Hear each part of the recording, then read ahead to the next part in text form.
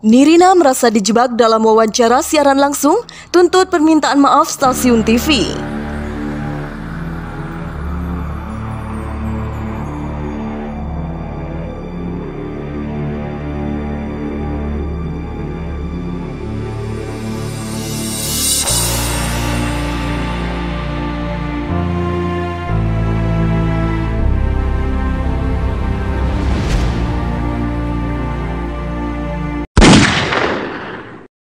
Dapur berita artis terkini. Nirina Zubir kini tengah berupaya mencari keadilan terkait Riri Kasmita, mantan asisten rumah tangga atau ART ibunya yang diduga telah mengubah kepemilikan tanah keluarga sang artis. Untuk menjelaskan masalah yang dihadapinya, Nirina diwawancara di program Apa Kabar Indonesia Malam yang tayang di TV One pada Kamis 18 November 2021. Namun yang terjadi kemudian tak sesuai dengan harapan.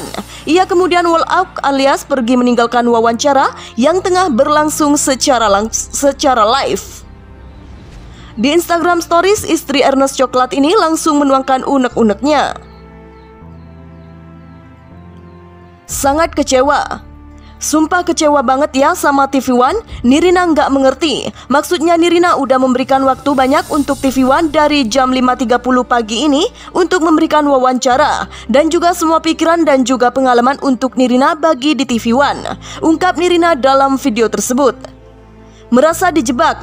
Tapi apa yang terjadi? Nirina dari tadi pagi loh, dari jam 5.30 pagi tadi sampai detik ini Nirina belum selesai melakukan wawancara. Tapi apa yang terjadi? TV One menjebak Nirina live bersama seseorang yang mengaku kuasa hukum dari tersangka Riri Kasmita yang kita ketahui bukan dia, sambung Nirina Zubir.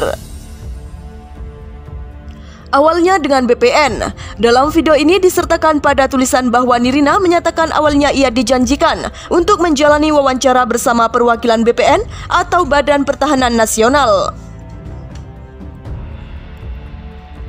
Tadi kita dibilang akan wawancara dengan BPN, bukan dengan kuasa hukum yang kami belum kenal mengatasnamakan mewakili tersangka. Kok gitu sih TV One? Tulis Nirina. Kalaupun dia itu lawyer baru, oh come on, banyaklah pasti lawyer-lawyer yang pada saat seperti ini bermunculan. Tapi masa dikasih panggung sih sama TV One? I'm very disappointed. Dan saya dan lawyer meminta surat permintaan maaf dari TV One. Saya tunggu, kata Nirina Zubir. Jawaban TV One.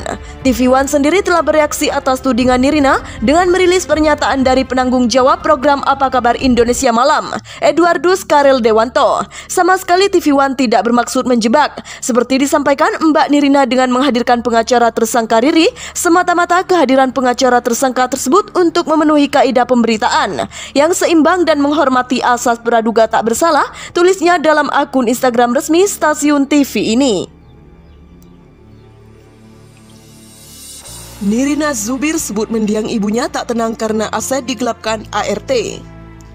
Cut Indria Martini, mendiang ibunda Nirina Zubir, meninggalkan catatan penting sebelum mengembuskan nafasnya pada 2019 lalu, bahwasanya ia merasa tidak memiliki apa-apa jelang akhir hayatnya, padahal selama ini memiliki banyak aset berupa tanah dan beberapa bangunan.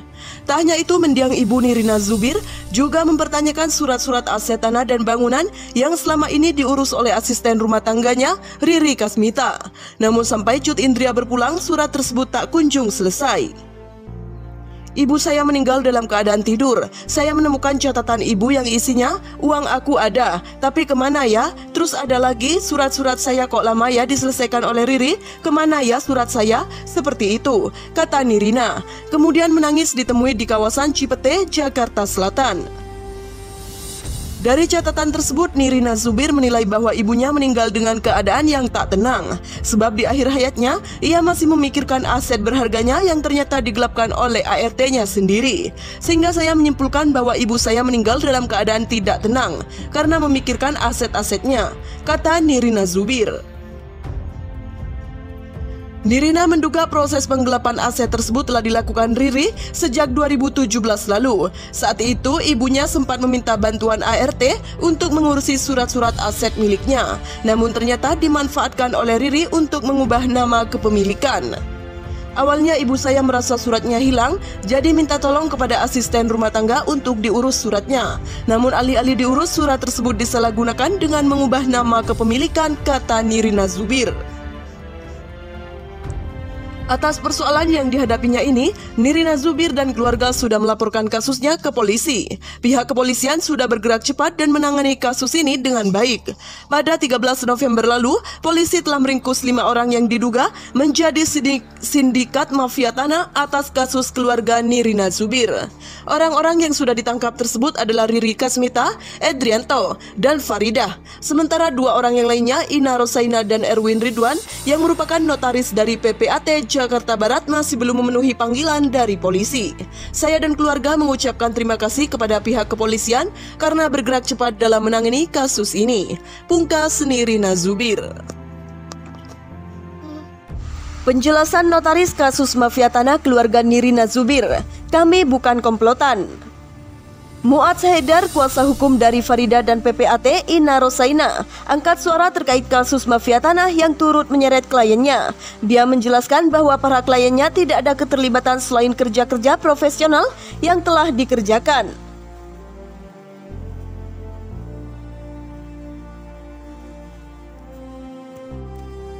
Hubungan klien kami dengan Riri Kasmita hanya didasari hubungan profesionalitas saja dan tidak pernah mengenal sebelumnya. Di samping itu, klien kami untuk pengurusan sertifikat tersebut hanya melaksanakan tugas dan jabatan kami selaku notaris dan PPAT, kata Mu'adz melalui keterangan tertulis yang diterima. Kami bukanlah komplotan atau sindikat dari Riri Kasmita, tegas Mu'adz.